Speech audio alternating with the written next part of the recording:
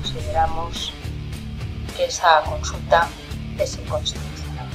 ¿Por qué? Porque corresponde a todos los españoles, en cuanto titulares de la soberanía, decir cómo se organiza el Estado, lo que es España, cómo se establece su organización, en este caso su organización.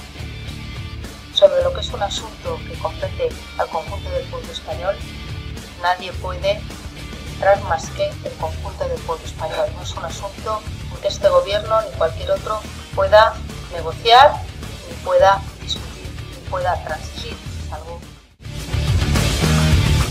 un poco retrasado el tema de la... Vale. Podría haber... Espera un momento, podría haber... ¿Cómo ves, no? Sí, perfectamente. Es una estelada bonita, ¿verdad? Hombre, para ti la buena verdad, ¿no? ¿Tú sabes cuál es el mejor destino de esta estelada, Gerard? ¿El mejor destino? Bueno, yo te lo diría, pero claro, estamos en la mente, Gerard, tampoco...